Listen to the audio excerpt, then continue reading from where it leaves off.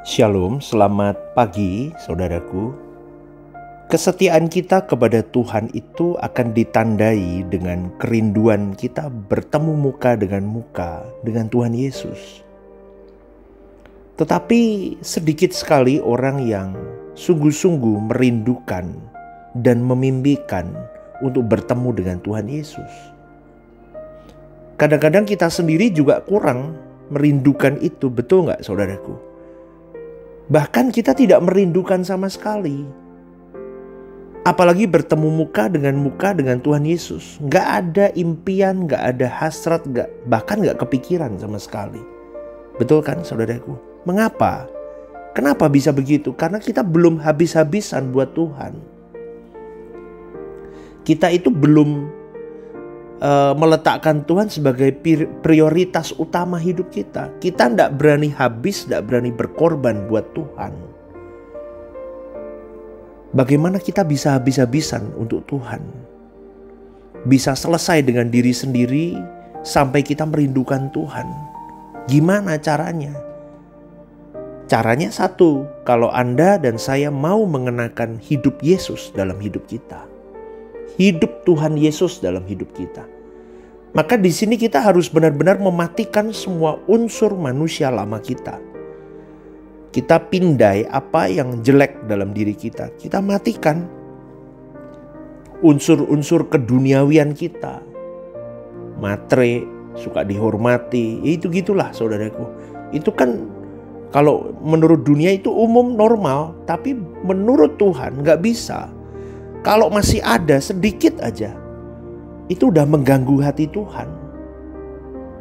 Kalau itu dibiarkan, itu jadi penyakit dan meracuni jiwa roh kita. Akhirnya padam kita sama Tuhan.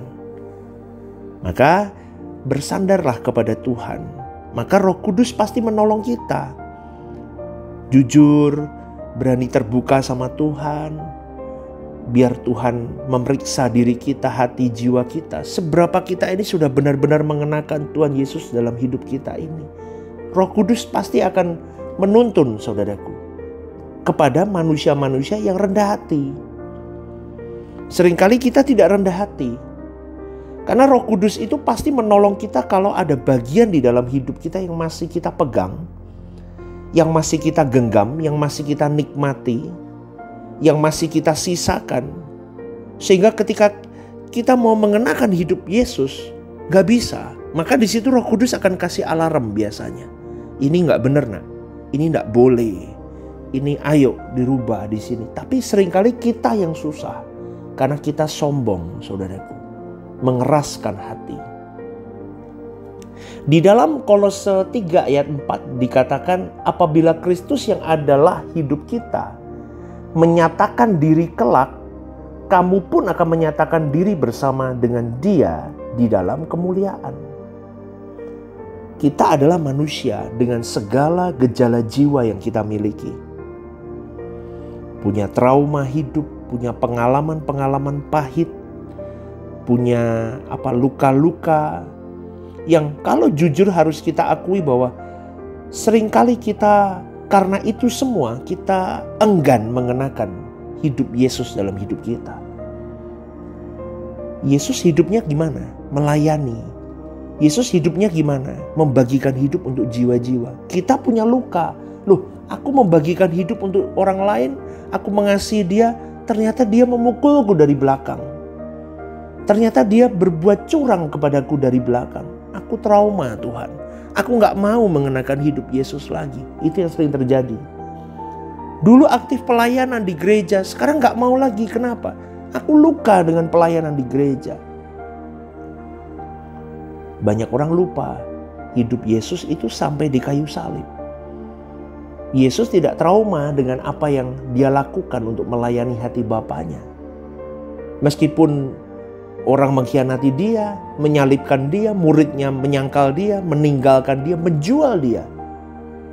Dengan 30 keping perak pun dia tidak trauma dengan apa yang dia lakukan. Tapi orang Kristen hari ini tidak berani karena tidak berani bayar harga. Yesus, Tuhan Yesus kita berani membayar harga. Itu yang membedakan saudaraku. Maka jujur ya, kita kurang mau mengenakan hidup Yesus dalam hidup kita. Dan kalau kita kurang ingin mengenakan hidup Yesus, lama-lama kita tidak merindukan bertemu dengan Tuhan Yesus. Bahkan kita bisa menghindar dari bertemu dengan Tuhan Yesus. Kenapa? Kalau aku dekat-dekat sama Tuhan, hidupku malah sulit, berat, males gak mau. Akhirnya kita gak merindukan Dia. Dan itu yang dialami oleh banyak orang Kristen hari ini. Betul saudaraku? Itu fakta di lapangan. Kenapa gak ke gereja lagi? Gak mau Kenapa gak berdoa lagi? Gak mau Kenapa gak rindu untuk punya waktu sama Tuhan? Gak mau Trauma udah. Males gitu-gitu. Berat malah hidupku. Aku mau enjoy life aja, pokoknya aku berbuat baik aja udah. Aku mau hidup lurus aja udah, gak jahatin orang dah. Pokoknya aku gak mau urusan Tuhan-Tuhanan.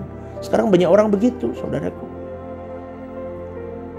Saudaraku, kalau kita meninggal suatu hari nanti, tentu kita berharap kita tidak masuk neraka. Betul ya? Kita tentu ingin masuk ke langit baru, bumi baru. Di surga itu bertemu dengan Tuhan. Tapi anehnya, manusia tidak mau berurusan dengan yang punya surga. Tidak mau bertemu dengan Tuhan. Tidak merindukan Tuhannya.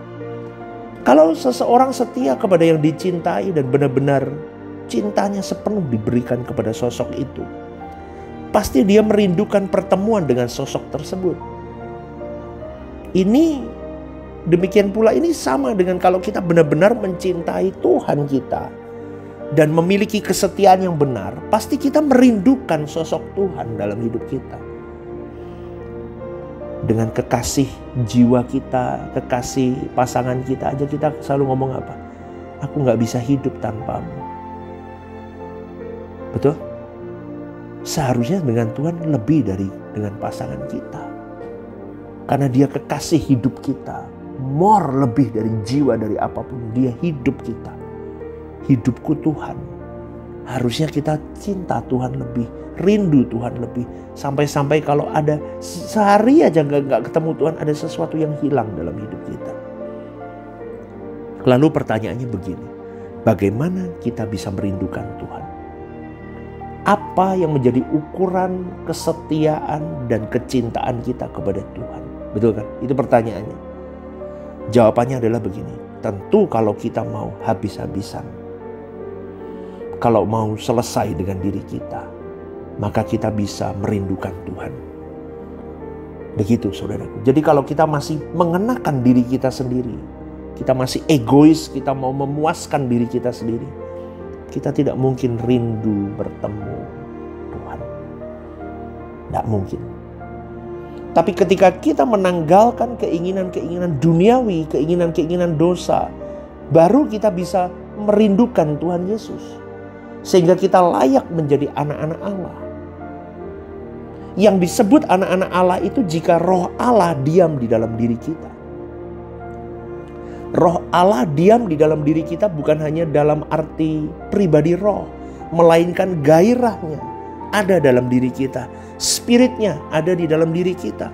Pikirannya ada di dalam diri kita. Bahkan perasaannya ada di dalam diri kita. Dan sebenarnya ini merupakan proses awal yang Allah kehendaki ketika Allah menciptakan manusia untuk segambar dengan Dia.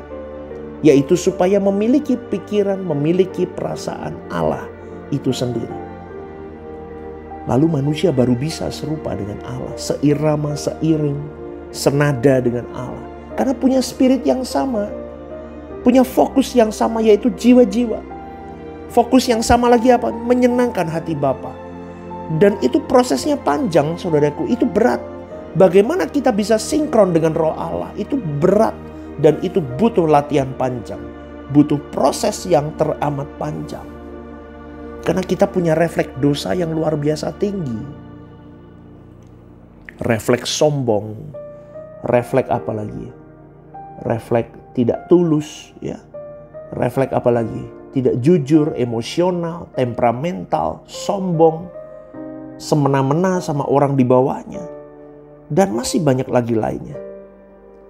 Dan sekarang refleks itu harus dimatikan. Harus ditukar menjadi refleks kudus. Sampai tidak bisa lagi berbuat dosa. Ngeri kan saudaraku? Ngeri gak? Kalau kita berpikir begitu, mana mungkin bisa Tuhan? Bisa. Kan Tuhan sendiri yang ngomong, bagi Tuhan tidak ada yang mustahil. Tapi Anda mau enggak? Kalau Anda mau, responi Roh Kudus bekerja dalam dirimu. Bercermin sama Tuhan. Maka kalau bercermin sama Tuhan, kita tahu betapa banyaknya bopeng diri kita yang masih jelek dalam diri kita. Kalau Anda bercermin kepada manusia lain, Anda bisa memegahkan diri. Tidak berubah. Makanya jadi kurang Kristen, ke gereja, pelayanan, jadi pendeta bukan tambah baik, tambah jahat hidupnya. Kenapa? Karena dia membandingkan dirinya dengan pendeta lain, dengan aktivis lain, dengan jemaat gereja lain. Gak ada guna saudaraku.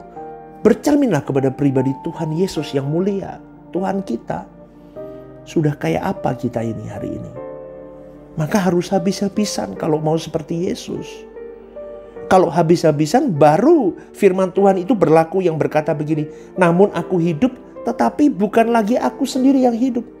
Melainkan Kristus yang hidup di dalam aku. Itu dalam Galatia 2 ayat 20a. Kalau dulu saudaraku, orang diurapi dengan minyak. Sekarang kita diurapi dengan Roh Kudus. Ia membaptis dengan Roh Kudus. Bukan minyak. Bukan pula Roh Kudus sesaat yang membuat kita berbahasa roh. Tapi Roh Kudus yang menuntun kepada seluruh kebenaran. Yang mencerdaskan kita. Yang membuat kita bisa mengerti apa yang menjadi pikiran, perasaan, dan beban Allah. Karena Roh Kudus itu adalah rohnya Allah sendiri. Bukan roh pribadi lain. Maka sekarang kita mau apa? Mengenakan Tuhan itu yang bagaimana? Mengenakan Tuhan itu tidak melukai orang, saudaraku. Mengenakan Tuhan itu berbelas kasih kepada sesama. Mengenakan Tuhan itu memperdulikan sesama. Meskipun hari ini kau disalahpahami, kau tetap diam. Kau tidak bisa berbuat apapun. Dalam doamu, kau tabur kasih atas orang yang menyakitimu.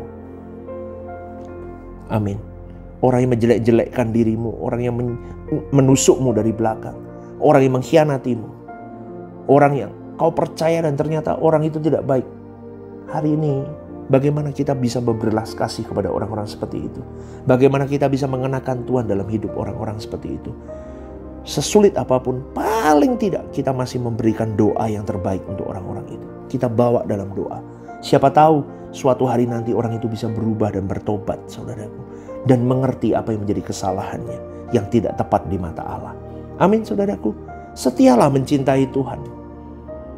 Dengan cara apa, saudara pastor? Dengan cara kenakan hidupnya Tuhan, saudaraku. Kalau sampai begitu mau apa lagi? Mari kita hidup kudus.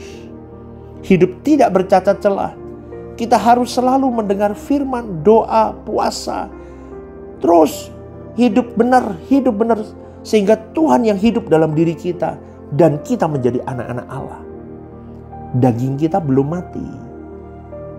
Karena kita mati total nanti waktu kita masuk di peti jenazah. Betul?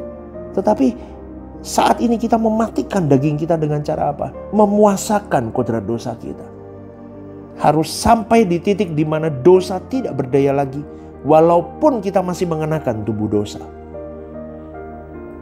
Sampai kita bisa berkata, aku mau tanggalkan tubuh ini. Dan mengenakan tubuh yang baru. Jadi saudaraku, sekarang kita bisa mengerti ya kenapa Paulus berkata, aku ingin segera menanggalkan tubuh yang lama ini. Dia tidak berdosa, tapi dia tahu dia masih ada di dalam tubuh dosa. Maka kita harus siap kalau suatu hari Tuhan panggil kita. Dan bukan hanya siap, tapi aku mau merindukan Tuhan sejak hari ini. Aku mau hidup lurus, aku mau hidup benar. Aku mau merindukan Tuhan saja. Tapi kita tidak akan merindukan Tuhan kalau kita tidak mengenakan hidupnya. Yaitu hidup kudus, tidak bercacat celah di hadapan Allah. Renungkan ini dan selamat pagi saudaraku. Tuhan memberkati.